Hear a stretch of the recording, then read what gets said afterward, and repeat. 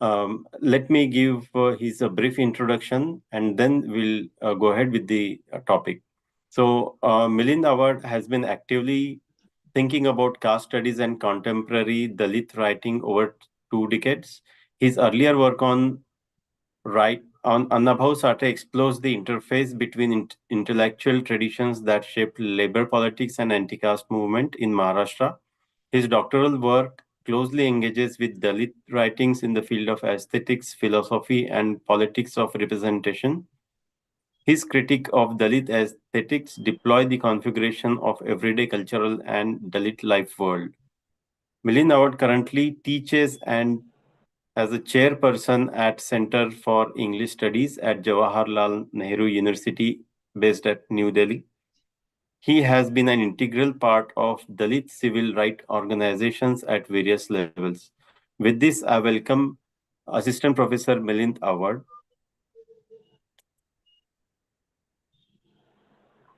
Thank you, Mr. Dhananjay Avle. Uh, Thank you for this brief introduction. Am I audible? Yes, sir. Yes, thank you. So let me begin with thanking Mr. Vivek Chavan and Lalit Khandare, who actually called me for this meeting. And it was really good to hear that how American diaspora, Dalit Ambedkarite American diaspora, and their childrens are uh,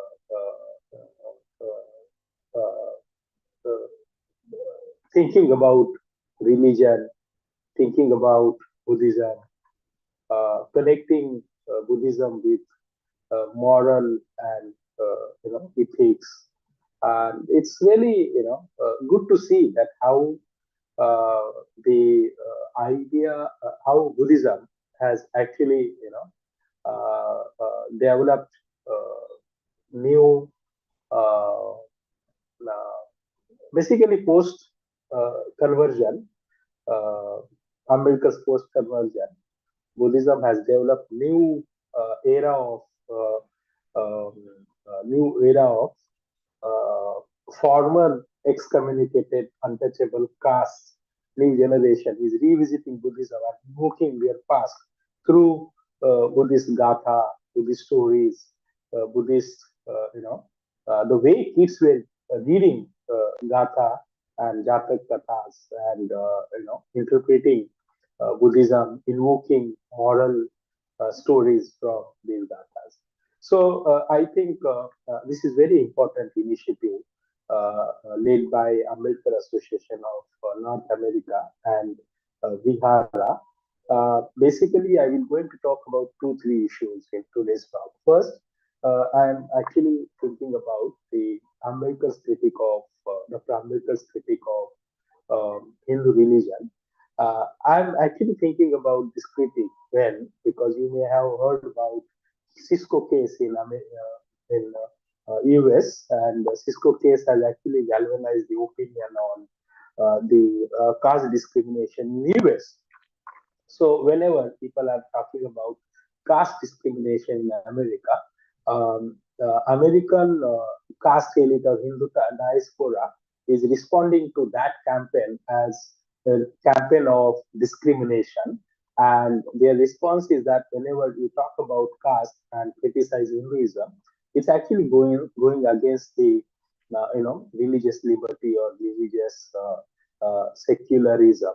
So I think probably this is something which we need to think about because Dr. Ambedkar has actually provided critique of Hinduism through canonical Hindu reading through canonical Hindu textual tradition, and Dr. Ambedkar has actually developed his argument based on the his understanding of religious institution, Hindu religious institution, supported by vast amount of canonical texts such as Smriti, Veda, Sutras, Manusmritis, and so on. So basically, Dr. Ambedkar's understanding of Hindu religion is that Hinduism is Hinduism is actually the origin of caste system. So caste system is something which is constituted, which is structural composition constituted by religious institution such as Hinduism or Brahmanism. So whenever Dr. Ambedkar is actually talking about the character of Hinduism, Dr. Ambedkar identified that Hinduism does not allow uh, you know uh, caste fellows to a access of faith, privilege of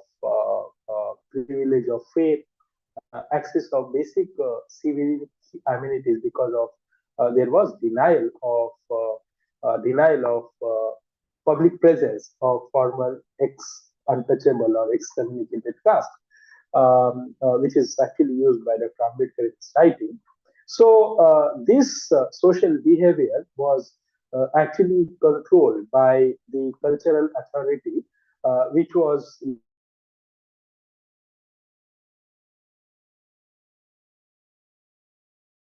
legitimized by Hinduism. So Hinduism or Brahmanism caste and its structural composition. Why do we have to talk about religion? My first response is that we have to talk about religion because caste society is actually structural constant, as I said earlier, structural composition constructed through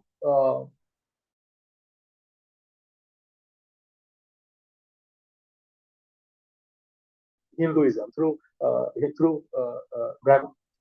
Even if whenever we hear about stories of caste atrocities in rural part of India or even in urban areas in India, metros, Indian metros, there is massive ghettoization. Whenever people are going to rent accommodation or flats, they will be asked their caste. It's there in urban metros, it's there in semi-urban areas. In rural India, uh, if you just trace the stories of caste atrocity, it's similar the way Ambedkar actually narrated the incident of caste atrocities, which took place in 30, 40s, which are actually narrated in his annihilation of caste. So basically, those stories and recent incident of caste atrocities are very much similar. So we can actually, we can actually uh, uh, uh, see the situation of caste society where there is actually prevention of basic civic right. There is actually, caste irrationals are active in a day-to-day life. Therefore, issues such as caste atrocities are prevalent. And if you just see the nature of these caste atrocities, these are brutal acts which are based on the caste irrationals. So, for instance, like in Rajasthan, one school kid was, uh, killed by a school teacher because of he drank water from the common from the pot which was kept in the school.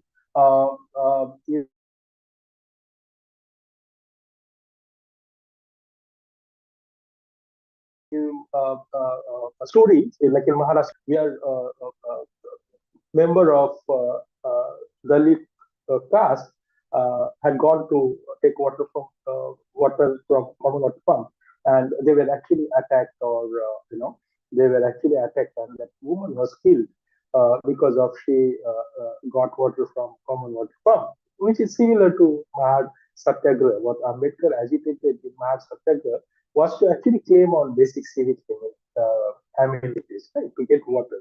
So my point is that there is still denial and prevention of basic civility, access of basic civic amenities. There are few reports also which will tell you that how untouchability is still in practice. So, giving this scenario context, I want to propose that whenever we talk about caste system, whenever we talk about caste,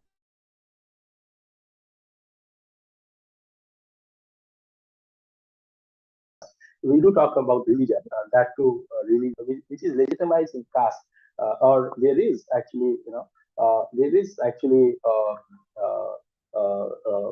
I mean, caste as an structural composition. Sorry for repeating this word, but caste as an structural composition which is made by religious institutions. So now, if we take the matrimonial columns, I often give this example that matrimonial columns are all about caste, religion, subcaste, gotras, and we do see that how how endogamy is actually still in function, and how marriage institution is governed by the larger dogma of caste society. So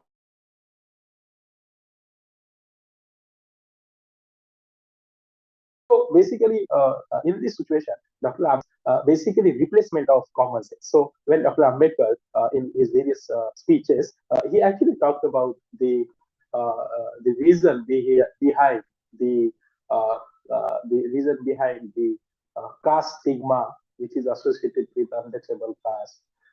So, for instance, Ambedkar actually gave the call of leave the dirty work and go to the cities, right? Or leave the work of caste labor, which is essentially barter system. So Ambedkar gave this call because of untouchable or former excommunicated caste labor was also polluted, was considered as polluted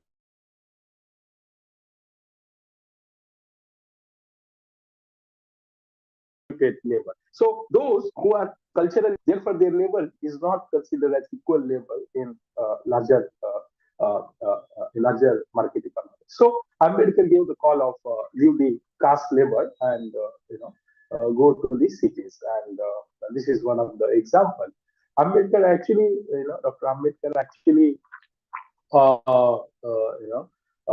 actually argue that the caste identities are given by the social institution, religious institutions.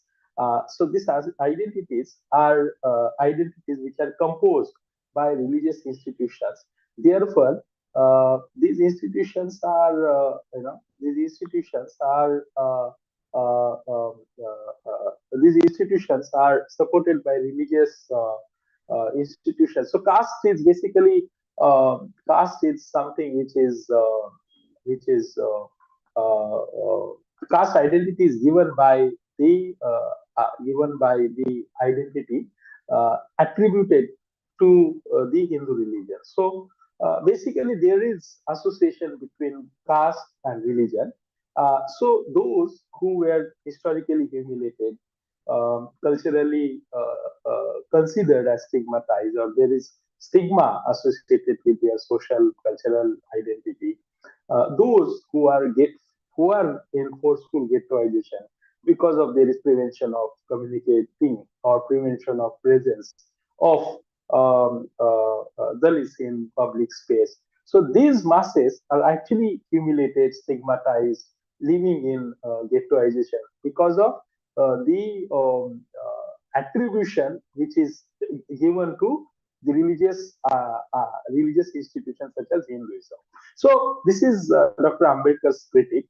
Now we need to think about the context of Dr. Ambedkar's conversion, where actually Dr. Ambedkar, doctors, in my opinion, Dr. Ambedkar's mass conversion had have very pertinent context, which is actually the replacement of common sense. Therefore, if we take the example of 22 oaths, which was given by Dr. Ambedkar on the occasion of Nagpur conversion, uh, Ambedkar actually, talked about that I will follow certain idiom of religion, I will do certain things, I will not do certain things, I will obey certain gods, I will not obey certain gods.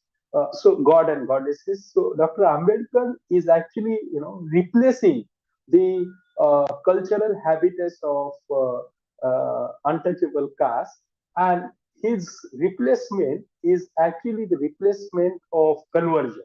So Dr. Ambedkar is replacing or converting the faith which was imbibed through Hindu religious institution. And this faith is converted by Dr. Ambedkar through his religious conversion to Buddhism. So I'm proposing that Dr. Ambedkar's conversion to religious Buddhism is essentially conversion of faith, is essentially conversion of common sense. So those who were considered as untouchable and humiliated masses in caste society are liberated because of the conversion of faith. So now, if we just these kid stories, the way they are narrating story, actually their faith is converted. So their second or third generation before what their ancestral roots are replaced because of Buddhist conversion. Their faith is replaced because of the conversion to Buddhism. Now, this conversion is actually invoking new values, new, moral, ethical code of conduct, and uh, they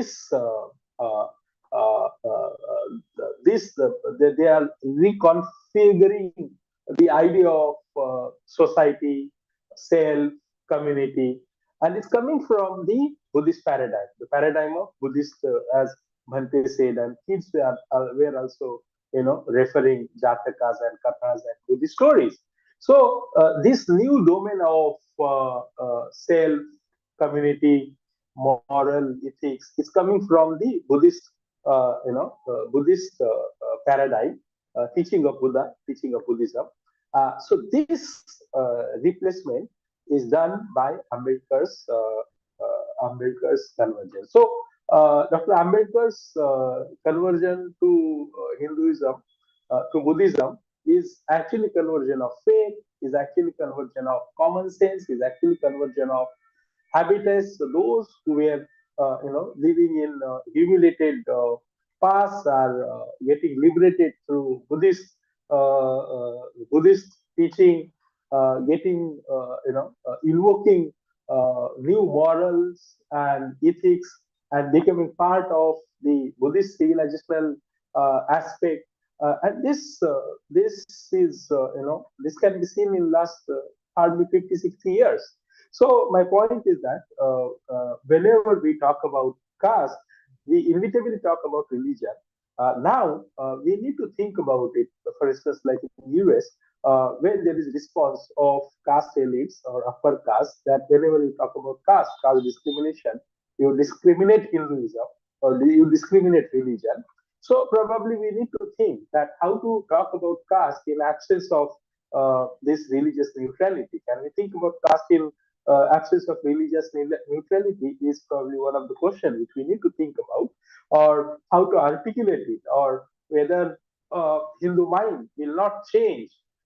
There is Marathi author who actually writes, "Jatigrast man, Jatigrast, basically caste-ridden mind will not change. So either you change your religion or leave the country." I think this is by Baburao Bhagwan. So even if you are living religion and living country, the irrationals of caste are not leaving you, and it is something which probably we need to think about. So I will just sum up my discussion with a few words, saying that Ambedkar's idea of conversion is actually conversion of faith, is actually conversion of replacement of common sense. This common sense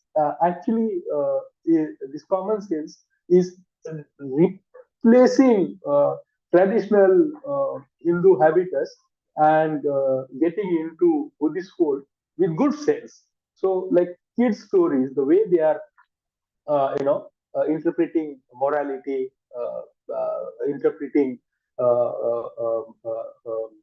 cultural aspect of Buddhist life words is essentially, creating new life words. So those who were historically humiliated are getting liberated through new values, through new replacements such as Buddhist stories, Buddhist culture. Those whose names were humiliated names are getting replaced with new names, Buddhist names. And these are various avenues of liberation, liberating from humiliated past, humiliated ghettoization, and they are actually, emancipating on various avenues through replacement of common sense, through replacement of faith. So this is something which I'm proposing at the moment. Thank you.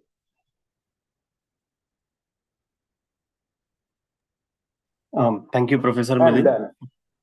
Yes, thank you, Professor Milind, for giving us this enlightening discussion on caste and religion and their significance and disadvantages.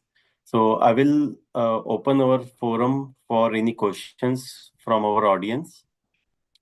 Please type your questions in the chat or raise your hands so that we can go through that serially. Thank you. So we have first hand raised from Mr. Samit Survase. Can you please unmute yourself and then ask your query? JB, David. Dada, very informative and gripping talk this morning. David. And I'm David. really happy that we have a good number of attendees out here. So the question is that, okay, when it comes to uh, I mean, is conversion or acceptance of a Buddhism, is that truly a conversion? Is it really a conversion, or is it just going back to the basics?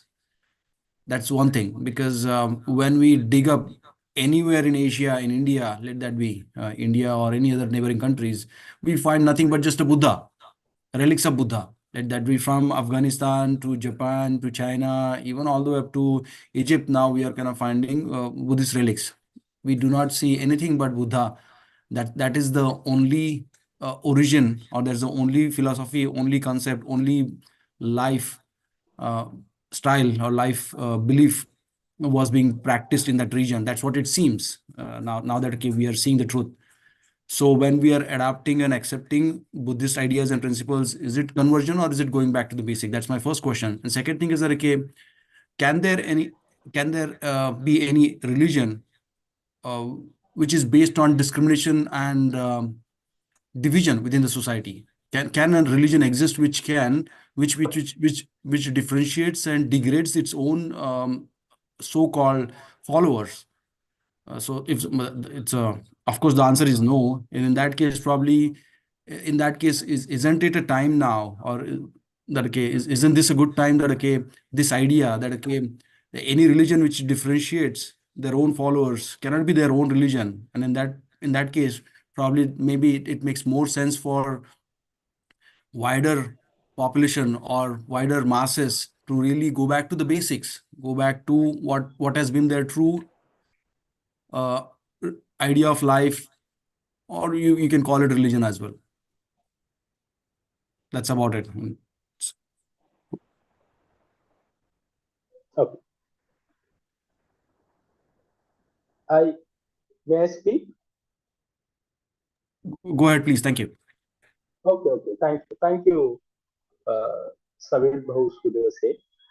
I actually totally agree with you. I mean, you actually explained that conversion is just not conversion, but it is going back to our past and Satya. And basically, Dr. Ambedkar writes that in Indian cultural history, the conflict between Buddhist and Brahmin, or Vedic and Buddhist conflict, is one of the important conflict. And this conflict is actually conflict of Vedism and going back to roots instead of saying this is yes, it's going back to roots. So roots. So I agree with you. And second is that you're right. I mean, can any religion teach you to, and that is what Dr. Ambedkar problematized. Can religion teach you to the teaching of equality, inequality, irrationals, graded inequality through religious teaching, rituals, and culture? And hence Ambedkar rejected the idea of Hindu religion, laid various cultural performance and practices. On both issues, I do agree with you. It's going back to roots, and B, religion, which is teaching inequality, need to be rejected or to.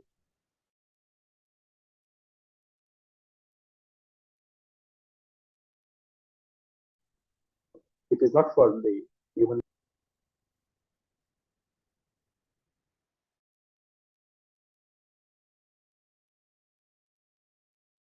Nice. That was really a great Yes. query, Sumit. Thank you for that. Do you have any other questions?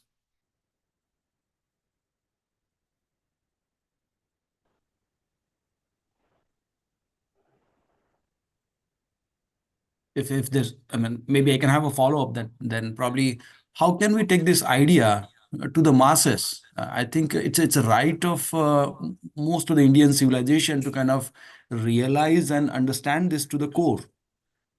It's very easy for Ambedkarite followers of Baba Saheb to really understand this and accept this as a reality and as a fact. But truly, this needs to be passed on, and this needs to be um,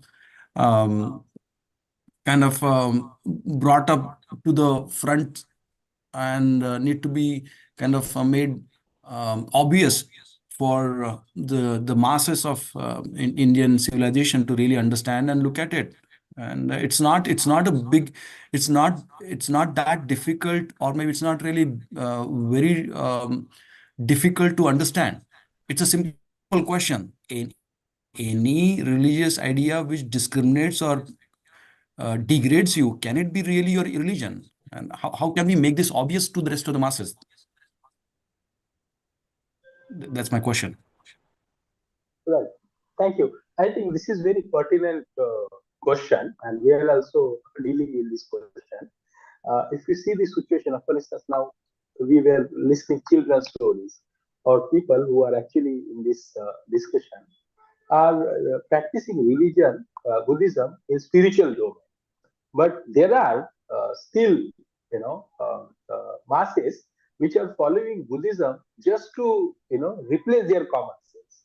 So, for instance, like the people with whom I work in Marathwada, Maharashtra, they are actually, performing villages, marriage rituals through, they're following Buddhism in their rituals, right, such as marriage and other occasions. Now they are following the Buddhist rituals is to actually replace what was given by their caste culture. So this replacement is not religious, not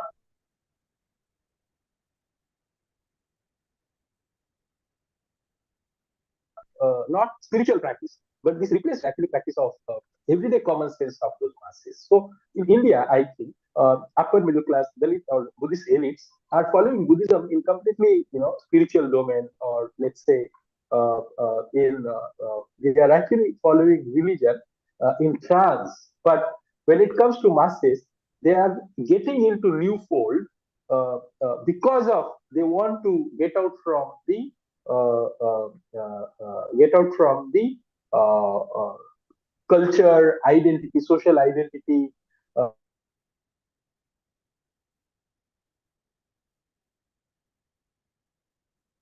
The function of social identity in their everyday life, which is possible through the conversion of Buddhism. So for them, this conversion is actually conversion of their life, is actually conversion of their everyday life.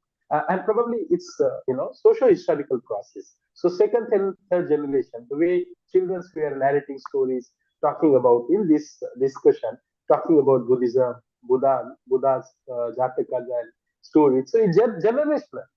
It will not happen in one generation.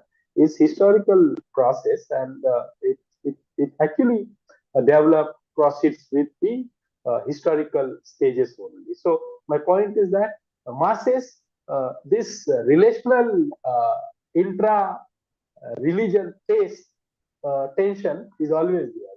So when I'm saying this intra religious tension, I'm talking about elite Buddhist and laboring class. So laboring class is following across caste of caste, trying to follow Buddhism because of they are getting out from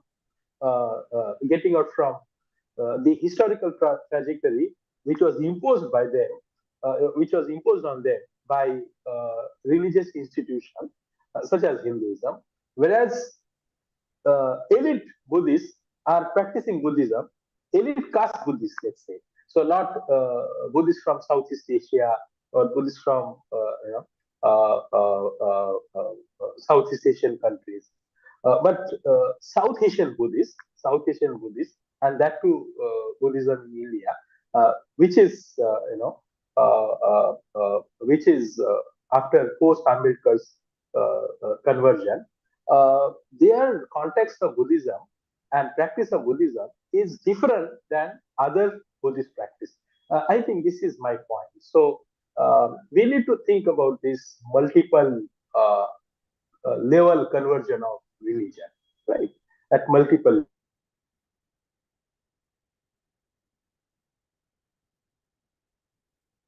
levels. So laboring class is practicing Buddhism life word, whereas elites are practicing Buddhism with different life words, right? So I think this is it's not tension, but there are multiple ways to understand this assertion.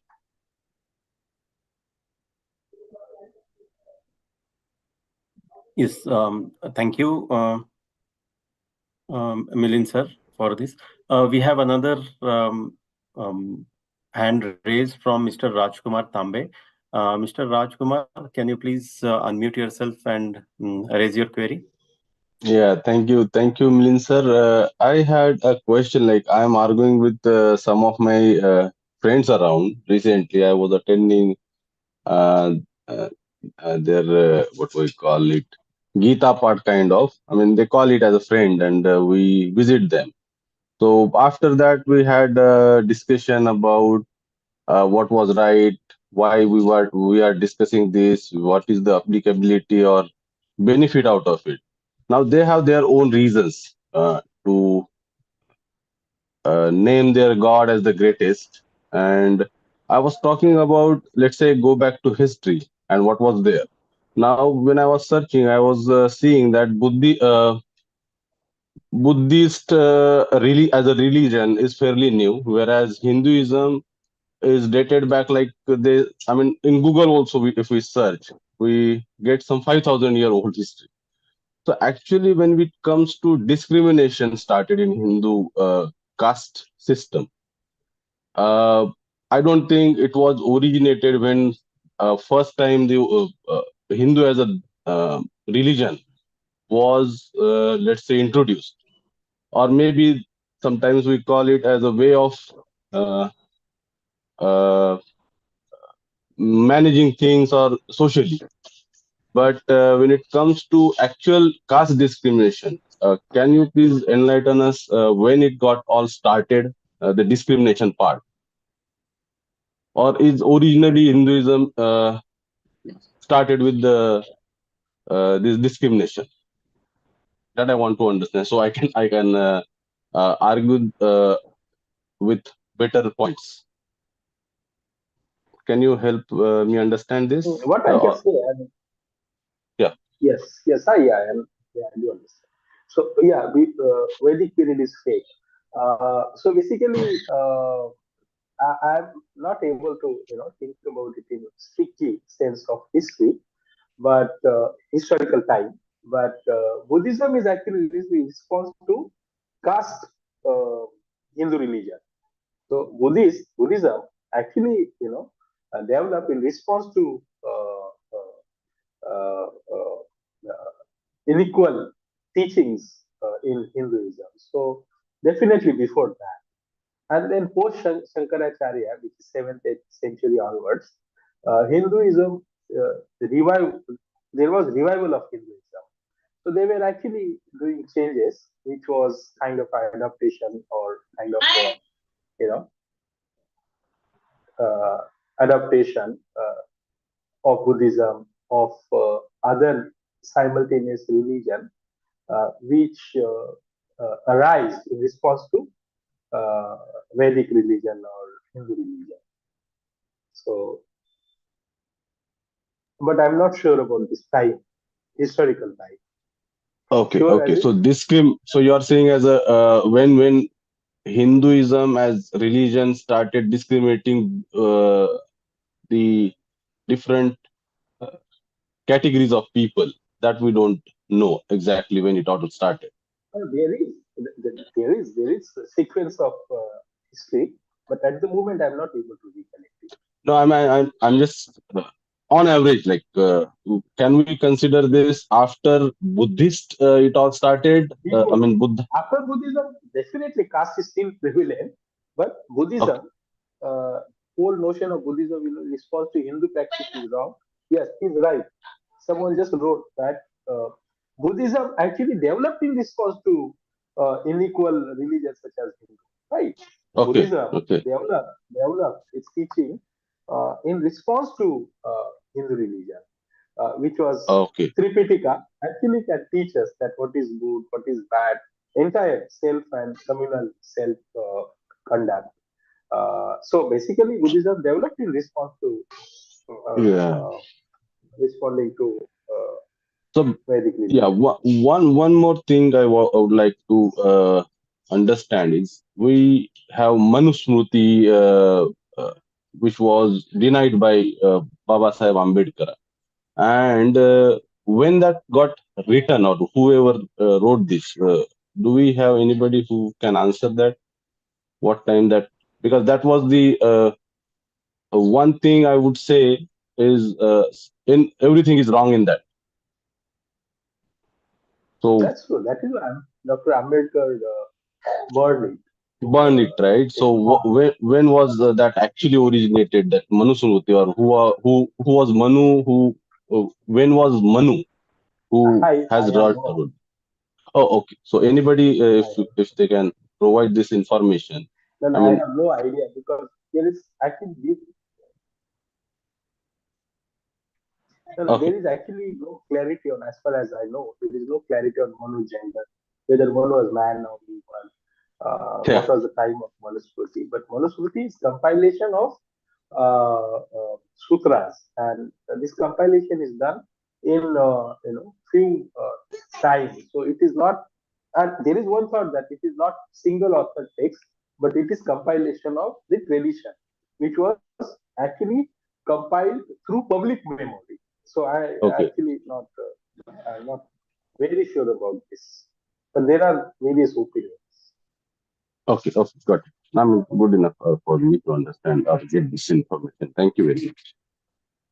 Yes, thank you, Mr. Rajkumar, for this question. So I think you can read more writings of Dr. Baba Ambedkar, particularly the Annihilation of Caste, where Yes, yes. it has given the history of the origin of the caste system and its relation with the religion. Yeah, So I got all the books now. I visited Anna event on 13th of April, and I have bought all these books from that event. So I will definitely start reading it. I was reading all kinds of stuff anyway recently, so I just thought of getting my knowledge improved with this Buddha and his Dhamma, or Annihilation of Caste. Then there is Satyashoda. All these books I have taken it from the event. Thanks. very nice, very nice. All the best for your studies so that you can discuss with your colleagues confidently. Thank Sure. you. So we have another hand raised from Miss Mayuri Borkar. Can you please unmute yourself? Yeah, Jai Bhim. So actually, Yeah, I am having a question relating to like practical thing which I face usually in our society. So I have seen many people, they are Buddhists, but whenever am I audible? Yes, you are audible. Yeah. So whenever I see that when the Hindu festivals come, so as a Buddhist also, there are many people, they celebrate many Hindu religions, and when we ask them, they say we are not following Hinduism, we are just doing it for fun. We are just enjoying the festival. So when we have taken the 22 vows given by Dr. Ambedkar, and when we particularly see that how much justified it is to follow all those festivals even for fun.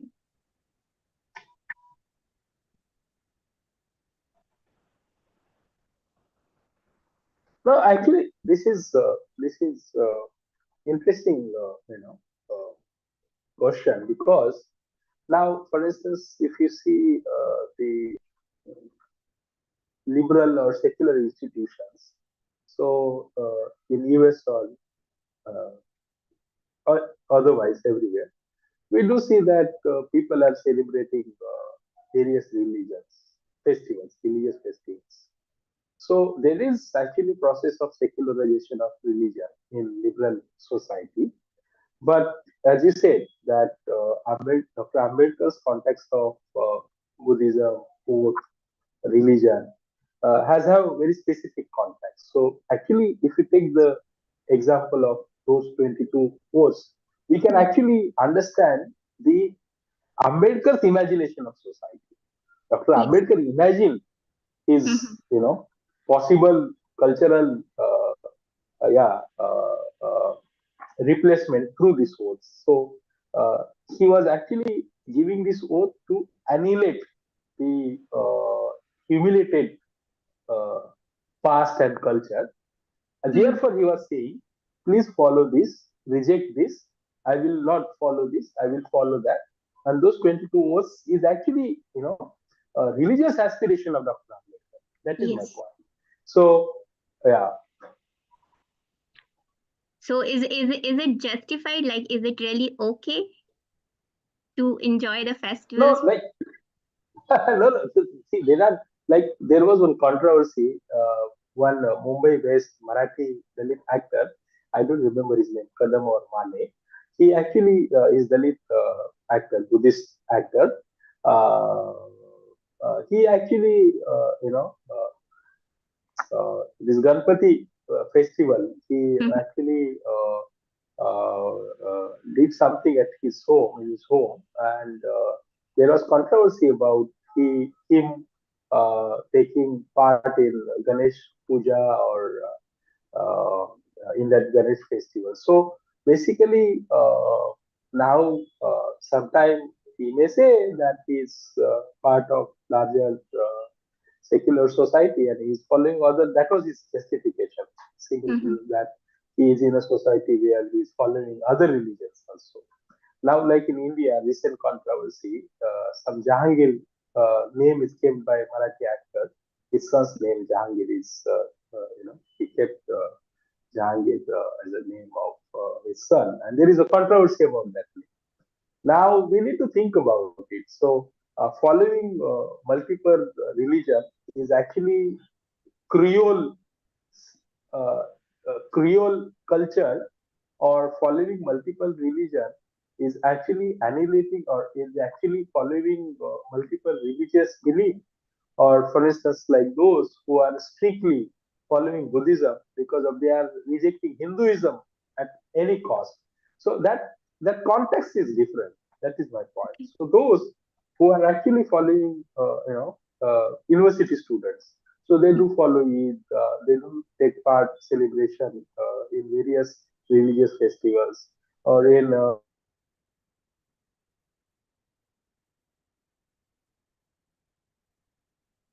other secular spaces. These are how to say, these are gestures of participating or respecting other religions. So this is one aspect, and second aspect is basically a neo Buddhist aspect, where they are actually rejecting their roots, and they are not at all following their roots because of they don't want to go back to that roots. So there is actually cultural politics, which is which is preventing them to follow that route. So this is my I'm not saying good bad, but I'm saying people are following multiple in various domains. People are practicing religion uh, uh, according to the context, according to their social cultural situation.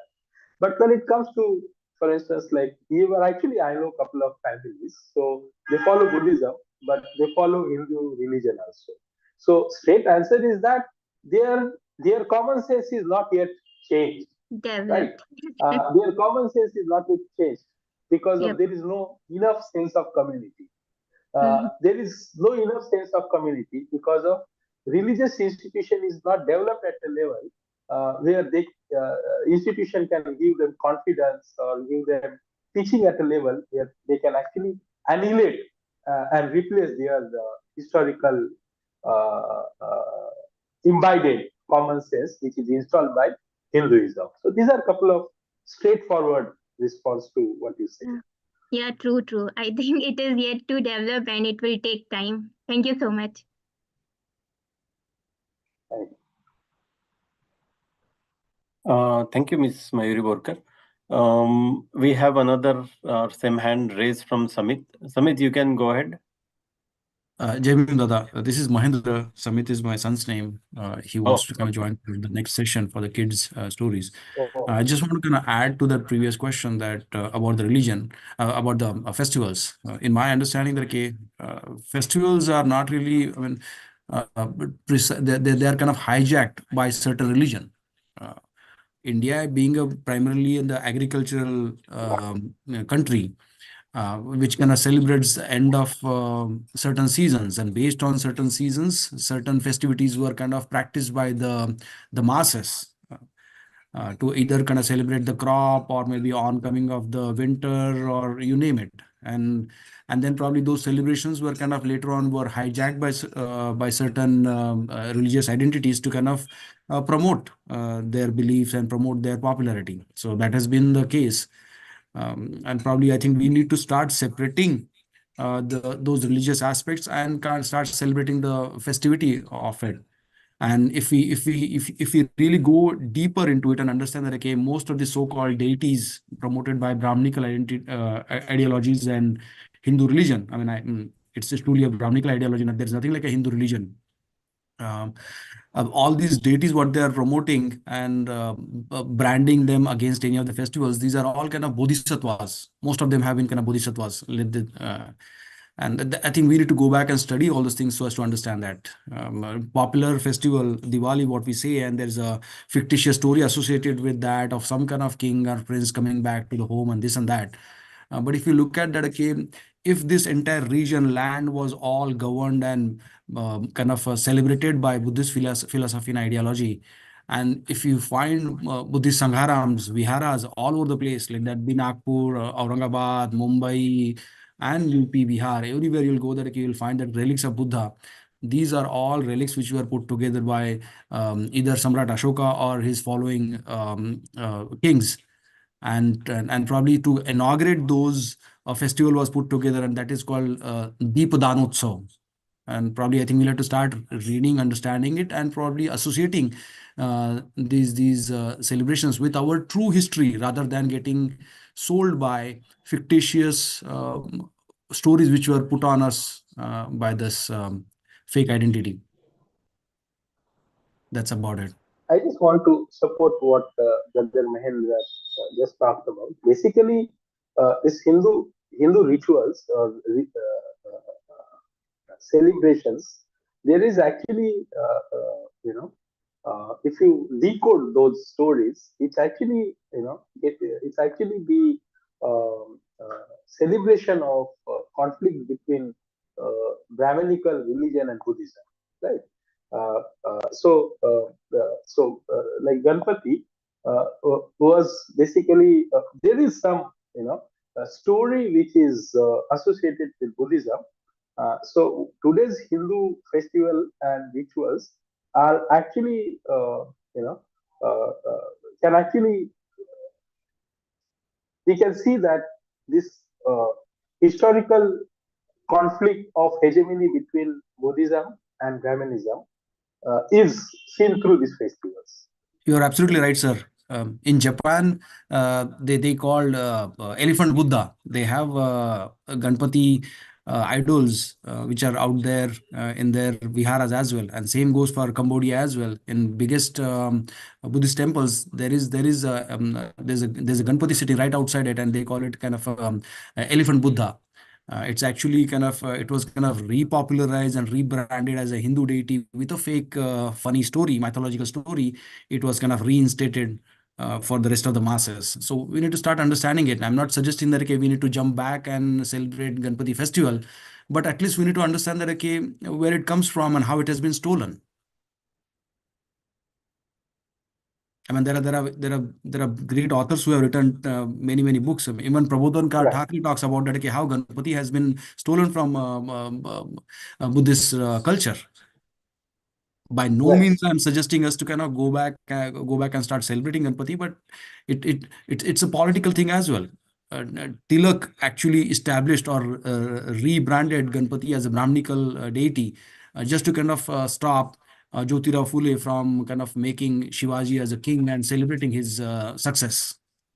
When Kranti Jyotirao Phule started celebrating Shivaji Jayanti in Pune just to kind of subside that or kind of dominate that, he kind of introduced Ganpati festival as a Brahminical or a cultural celebration just to kind of Right. dim down Jyotirao Phule's efforts.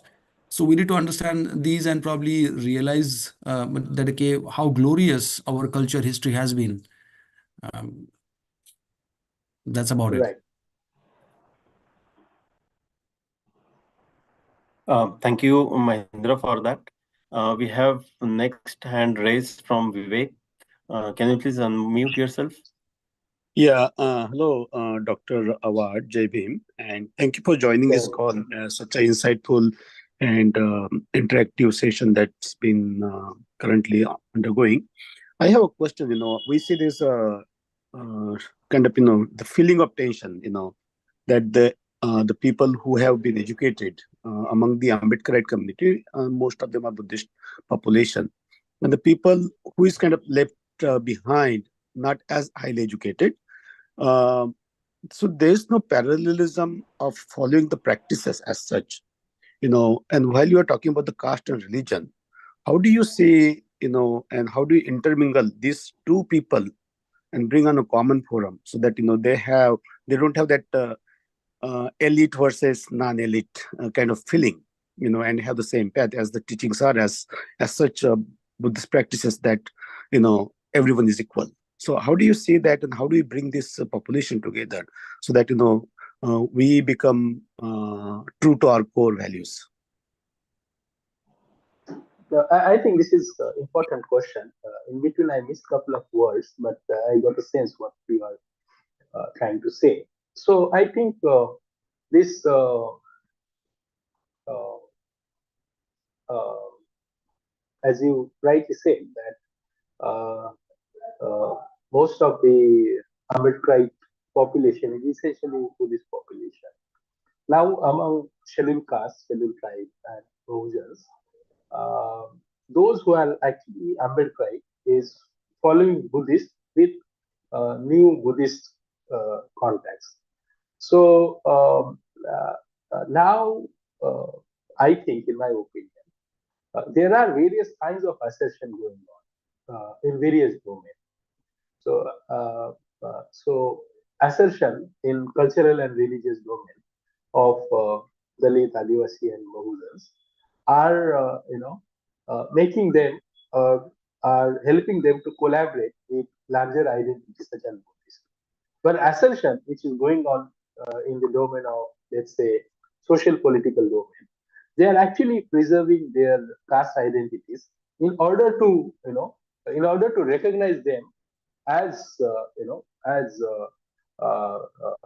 in order to recognize them as person of particular class. Now, this recognition is important because it does have political, social currency. Unless and until you are not recognized in the liberal democracy, that is how we, ask for our demand, which is limited in a way, but this is process.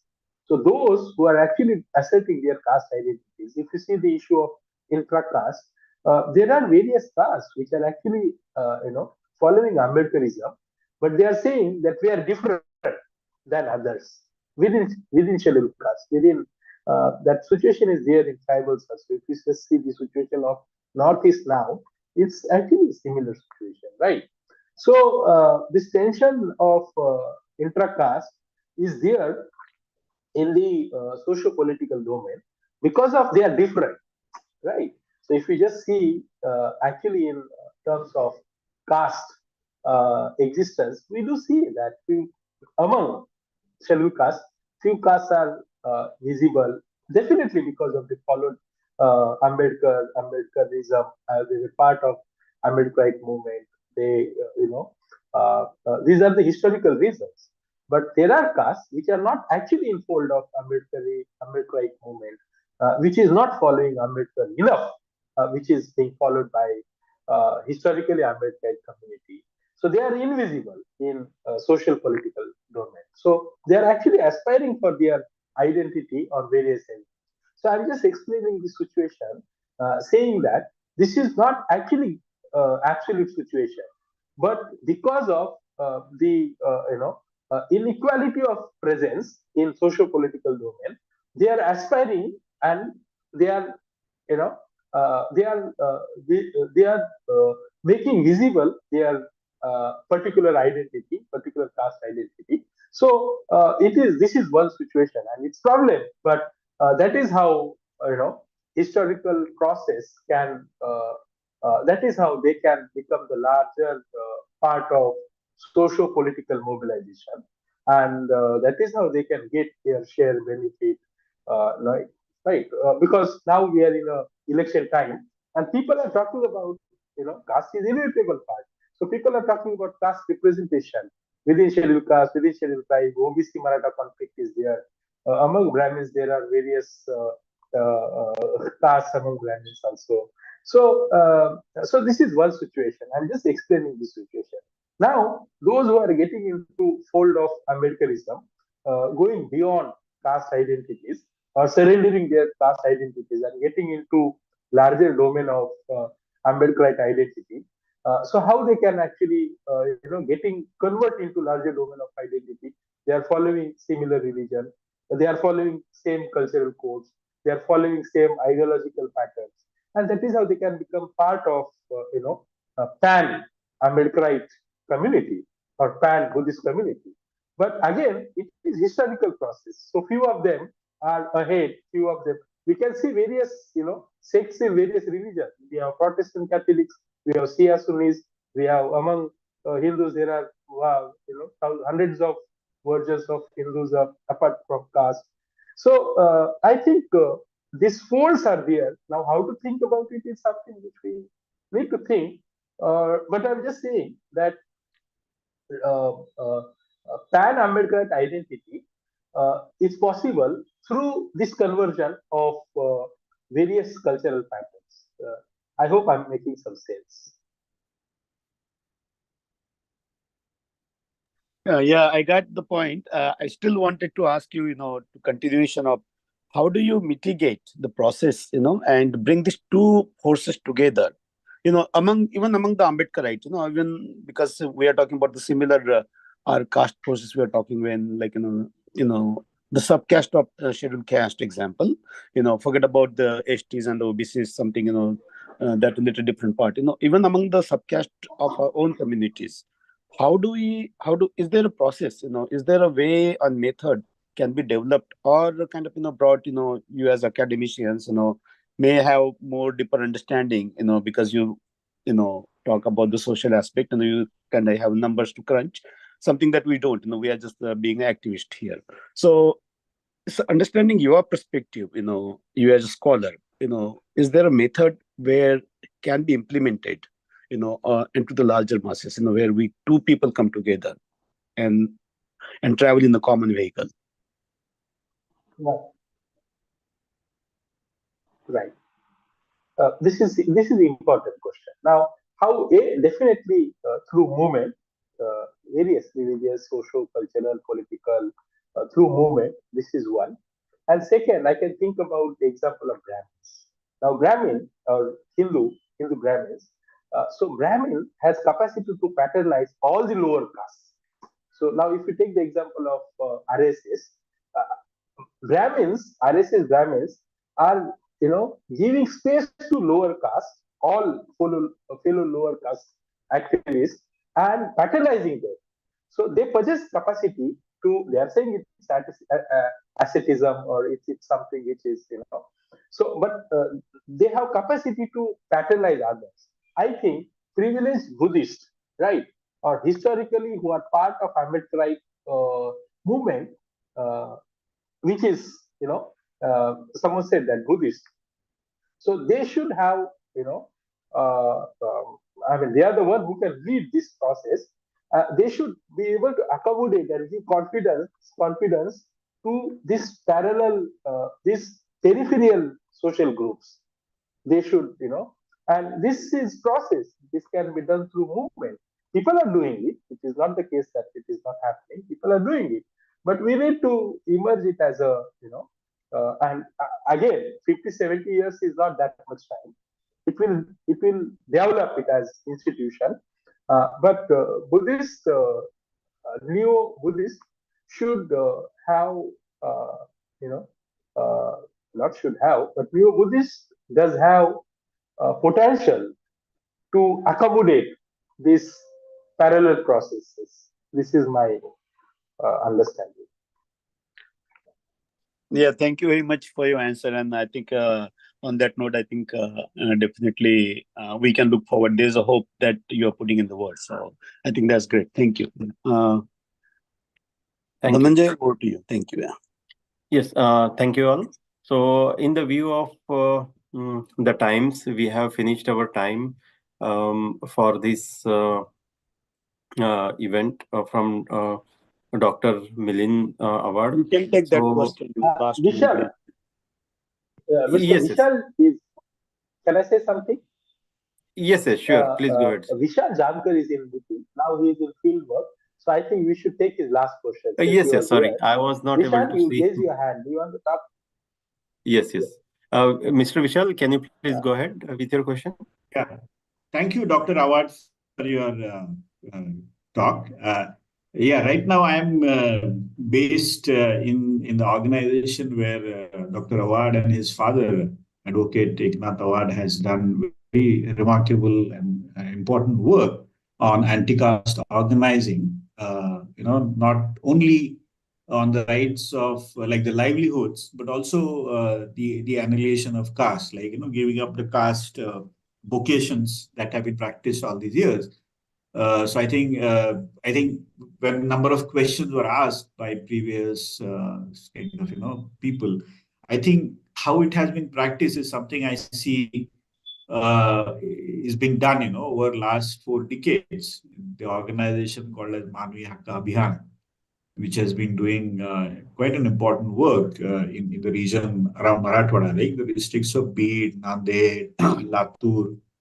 So I think I would urge some of the people, who if they travel around or visit India, I think that could be one way to experience how annihilation of caste or like the accommodating different subcaste within ex-untouchables has been done. So I think it's a remarkable example has been done, like different, of course, different practitioners, different activists have done in different states. And I think if you have to see that work in Maharashtra, I would urge people to come and visit Marathwada region and see work of late Advocate Eknath Awad. And I think there are a couple of books he has published his autobiography, which has been translated in English. Its name is the Marathi name is Jagabadluna Ghaluna Ghav, and the English version is Strike a Blow to Change the World. So I just wanted to kind of add on to that kind of discussion. And I know Dr. Awad may not directly say that, so I wanted to kind of compliment on that. Thank you. Thank you, Mr. Rowley and the rest of the people for organizing Thank you this for talk. those words. Thank you so much, Mr. Vishal. So, Milind sir, can you please give that information about the books and all? So, we are not aware about this, so it will be good so that we have that reference with us. Can I? Can I just write it on the group Yes, in please. the chat Yes. box? Strike the blow to change the world. Yeah, I'm pasting it here, right? So this is a book. Thank you. Yeah. By Eknath. I have written, yeah, thank you. Perfect.